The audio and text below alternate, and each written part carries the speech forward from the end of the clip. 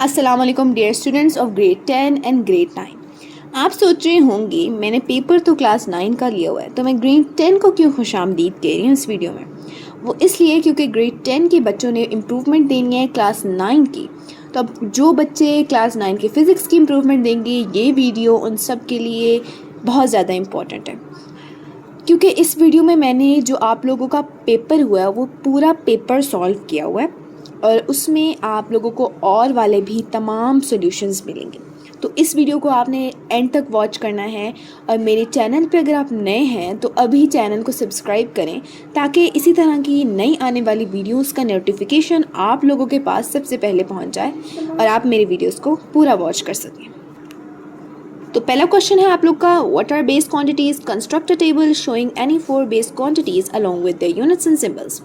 सबसे पहले आपने इसको अटेम्प्ट कैसे करना है, बेस क्वांटिटीज़ की डेफिनेशन लिखनी है, फिर एक टेबल बनाना है, उसमें आपने सिंबल्स बताने हैं और यूनिट्स भी बताने हैं। और दूसरी तरफ आपके पास क्वेश्चन है कि हीट कैसे ट्रांसफ़र होती है हमारी विंडोज़ और वेंट्स ऑफ द रूम्स के।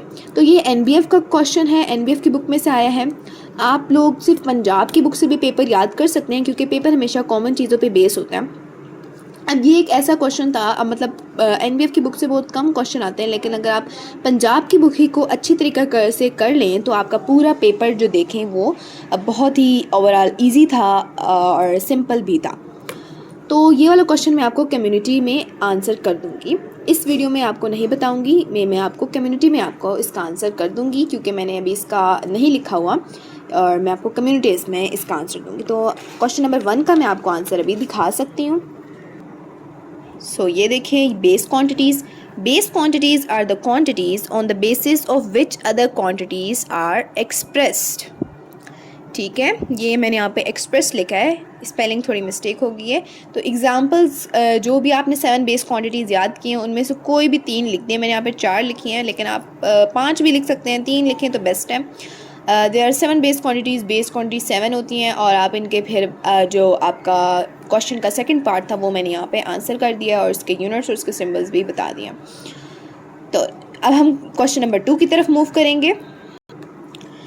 तो express 300 micrometres in millimetres and kilometres.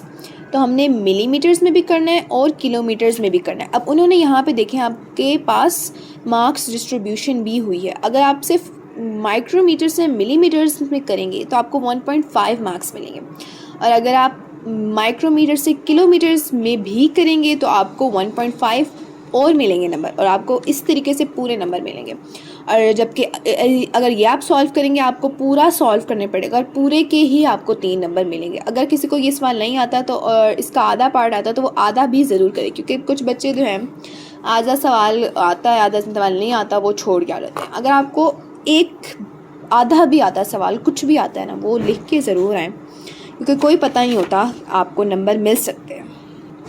तो ये मैंने यहाँ पे आपके लिए सवाल को हल किया हुआ है। सबसे पहले गिवन आपको माइक्रोमीटर्स में है तो 300 माइक्रोमीटर्स आप लिखेंगे, फिर रिक्वायर्ड आपको 300 micrometres in millimetres and 300 micrometres in kilometres में। फिर आप कैलकुलेशंस करें और कैलकुलेशन के बाद आपके पास ये वाला आंसर आ जाएगा, 300 मल्टीप्लाई 10⁻³ मिलीमीटर, और यहाँ पे आपके पास किलोमीटर्स में करेंगे तो 300 मल्टीप्लाई 10⁻15 किलोमीटर आ जाएगा। अब यहाँ पे -6 था, अब किलो में तो हमें पता है कि +3 होता है। अब यहाँ पे मैंने -6 था, मैंने एक 6 को खुद ही ऐड करवाया, एक 6 को खुद ही माइनस करवाया ताकि मैं इसको जब ब्रेक डाउन करूँ तो मेरे पास +3 आ सके, और +3 हमें पता है किलो के इक्वल होता है। बाकी सबको आप सिंप्लीफाई कर लेंगे, आपके पास आंसर आ जाएगा।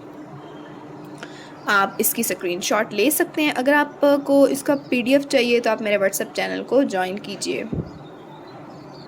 तो इसी क्वेश्चन का अगला पार्ट है, prove that -40 degree Celsius equals to -40 degree Fahrenheit. तो ये इतना इजी है, इतना सिंपल है, बस आपने फार्मूला इस्तेमाल करना है और इसको सॉल्व कर देना। अब आप सोच रहे हैं फार्मूला, हमें तो फार्मूला आता ही नहीं है। अब बोर्ड वालों ने आप लोगों के लिए इतनी आसानी पैदा कर दी है कि आपको यहाँ पे जो है तमाम के तमाम जो हैं वो फार्मूलाज गिवन है, तो आप इनमें से ढूंढ के और फार्मूलाज अप्लाई कर सकते हैं। अभी जो इस क्वेश्चन में हमें फार्मूला रिक्वायर्ड है वो ये वाला है। अब आप इस फार्मूला को यूज़ करके तो इस क्वेश्चन को ईज़िली सिंप्लीफाई कर सकते हैं। सो ये देखिए मैंने आप लोग के लिए सॉल्व कर लिया है। आपको पहले गिवन लिखना है, फिर फार्मूला लिखना है, फिर कैलकुलेशन लिखना है। और कैलकुलेशन में आपने देखा मैंने किस तरह से एक अच्छे प्रॉपर मेथड से सॉल्व किया है। Left hand side equals to right hand side, तो पहले लेफ्ट हैंड साइड को प्रूव करें, फिर राइट हैंड को साइड को प्रूव करें, और ये देखें दोनों आंसर जो है इक्वल आ गए, आपका प्रूव हो गया। आपने रिजल्ट भी लास्ट में लिखना है हमेशा। तो आपने जब भी कोई भी न्यूमेरिकल सॉल्व करना है उसमें given, formula, calculation, result must आना चाहिए, ठीक है। और अगर आपको रिक्वायर्ड भी लिख सकते हैं, ठीक है, रिक्वायर्ड भी लिखें तो ज़्यादा अच्छा। क्वेश्चन नंबर 3 है differentiate between rotatory motion and circular motion, give examples for each. इसकी एग्जांपल भी देनी है। अगर आप सिर्फ रोटेटरी मोशन का बताएंगे आपको 1.5 मार्क्स मिलेंगे। यहाँ पे आपके डिस्ट्रीब्यूशन ऑफ मार्क्स बताए होते हैं। और अगला हमारे पास है what changes are expected in weather if the barometer shows increase in atmospheric pressure.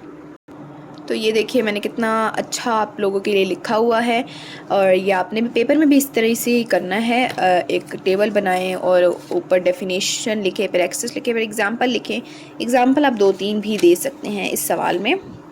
और ये हमारे पास इंक्रीज इन एटमॉस्फेरिक प्रेशर के 3 एक्सपेक्टेड चेंजेस हैं। अगर जिसने अच्छे तरीके से सवाल याद किया होगा उसे ये सवाल आता होगा। नेक्स्ट क्वेश्चन है in case of a fall how a helmet protects the motorcyclist, explain in context of F equals to delta P divided by delta T।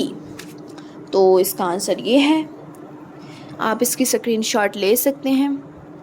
तो इस क्वेश्चन में है in case of a fall a helmet protects the motorcyclist. ये लिख के आपने reason बताना है। It provides an extra time because helmets need time for breaking according to the formula. अब देखें जब आप हेलमेट पहनते हैं तो आपको ज़्यादा टाइम लगता है, उसको टूटने में टाइम लगता है। जब तक वो नहीं टूटेगा तब तक आपका सर भी महफूज रहता है। तो अब जब टाइम इन्वर्सली प्रोपोर्शनल है फोर्स के, अब जब टाइम इन्वर्सली प्रोपोर्शनल है फोर्स के तो जितना ज़्यादा टाइम होगा उतना ज़्यादा फोर्स का इफेक्ट कम हो जाएगा, क्योंकि ये इन्वर्सली प्रोपोर्शनल है। इसका अगला क्वेश्चन है, अगले क्वेश्चन में आपने प्रूव करना है। और ये क्वेश्चन देख के कुछ बच्चे तो घबरा भी गए होंगे पेपर में, लेकिन ये आप यकीन माने बहुत सिंपल क्वेश्चन था एक। तो आपने गिवन लिखना है, प्रूव आपको क्या करना है इसमें करना है आप लोगों ने। तो कैलकुलेशंस के लिए आप left hand side equals to right hand side कर लें। आप देखें मैंने यहाँ पे सिर्फ लेफ़्ट हैंड साइड को प्रूव किया, और अगर मेरी left hand side right hand side के आ जाए या right hand side left hand के साइड पे आ जाए तो आप समझ लें आपका क्वेश्चन जो है बिल्कुल करेक्ट है। अब लेफ़्ट हैंड साइड मैंने 1 किलो वाट और लिख दिया है। अब मैंने इसको प्रूव करना है 3.6 मेगावाट में। अब 1 किलो किसके इक्वल होता है? 1000 के इक्वल होता है। वाट किसका यूनिट है? जॉल पर सेकंड। और में हमारे पास पता है हमें 60 मल्टीप्लाई बाय 60 सेकेंड्स होते हैं, मतलब 3600 सेकेंड्स होते हैं। अब जब मैंने ये लिख लिया तो ये देखें ये आ गया मेरे पास। मैंने इसको और 1000 को मल्टीप्लाई करवाया, यूनिट्स को एक साइड पे ले गई मैं, ये दोनों सेम है, मल्टीप्लाई हो रहे हैं, इनको ऐड कर देंगे, 0 आ जाएगा तो 1 के इक्वल आ जाएगी। जब मैं इसको सॉल्व करूँगी तो ये आ जाएगा, और 10⁻6 मेगा के इक्वल होता है। तो आप देख सकते हैं कितना सिंपल और ईजी क्वेश्चन था। A screw gauge has smallest division on main scale 0.6 and circular scale has, तो ये पूरा क्वेश्चन है। और अगला क्वेश्चन है a force is acting on a body making an angle of 30 degree with x axis vertical component आपको बताया, और आपने फोर्स को मालूम करना है। आपने पीछे से फार्मूला ढूंढना है, इसका क्या फार्मूला लगेगा, और आपने सिंप्लीफाई करने लेना। तो इसका आंसर आप लोगों के पास ये स्टूडेंट्स में आप लोगों को क्वेश्चन 5 जो है इस क्वेश्चन के बाद दिखाऊंगी। तो गिवन लिखें आप लोग, सर्कुलर स्केल की division, smallest division of screw gauge, required लिखें, फार्मूला लिखें। अब यहाँ पे कुछ बच्चे सोच रहे होंगे कि ना इन्होंने हमें लीस्ट काउंट बताई है ना पिच, लेकिन लीस्ट काउंट जो है आपकी smallest division of screw gauge, जब उन्होंने बोल दिया smallest division of screw gauge 0.5 तो यही इसकी लीस्ट काउंट है, सिंपल। और पिच का फार्मूला होता है least count equals to pitch divide by number of division. अब नंबर ऑफ डिवीजन उधर चल जाएगा तो pitch equals to least count multiply by number of division, तो आपके पास 50 मिलीमीटर आ जाएगा। ये थोड़ा सा ट्रिकी क्वेश्चन था, लेकिन जिन बच्चों ने आपको पता है पढ़ाई अच्छी से की होगी वो इस क्वेश्चन को 2 मिनट्स में सॉल्व कर लेंगे। तो अगला क्वेश्चन है angle with x axis, angle vertical component आपको बताया हुआ है, फोर्स आपने मालूम करनी है तो F equals to FY sine theta, simple 12.5 newton, और रिजल्ट्स लिखते। इस तरीके से आपका क्वेश्चन ये सॉल्व हो गया। तो स्टूडेंट्स क्वेश्चन नंबर 5 है आप लोगों के पास कि आपने कंडीशंस ऑफ इक्विलिब्रियम को डिफाइन करना है, तो ये है उसका आंसर। आप लोग इसकी स्क्रीनशॉट ले लें क्योंकि अभी हमारे पास टाइम शॉर्ट है। ये इसका बी पार्ट है और इसकी भी आप लोग स्क्रीनशॉट ले लें। इसका भी आप लोग पीछे से फार्मूला देख सकते हैं। फार्मूला आपको ये वाला जो फार्मूला है ना, ये वाला GH=GME+H², ये आपको रट्टा मार लेना है क्योंकि ये आपको पीछे नहीं गिवन। अब आपने फार्मूलाज याद करें क्योंकि आपको हर फार्मूला पीछे नहीं मिलेगा।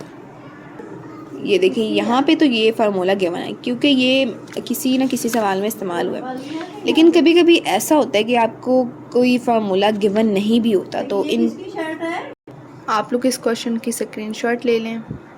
अगला क्वेश्चन है calculate the mass of earth by using law of gravitation और differentiate between unstable and stable equilibrium. So ये लें स्टूडेंट्स, इसका भी आंसर आप लोग के सामने है। अच्छा जी, ये बुक पे भी आपको गिवन है। अब ये आपके पास फार्मूला लॉ ऑफ ग्रेविटेशन। अब देखें लॉ ऑफ ग्रेविटेशन पीछे गिवन है या नहीं, आप चेक करें। देखें लॉ ऑफ ग्रेविटेशन आपको गिवन ही नहीं है। अब पेपर में आप सोच होंगे हमने तो कोई फार्मूला ही नहीं याद किया कि सारे पीछे गिवन होंगे। तो डेरिवेशन के जो फार्मूलाज हैं आपने हमेशा याद करने हैं।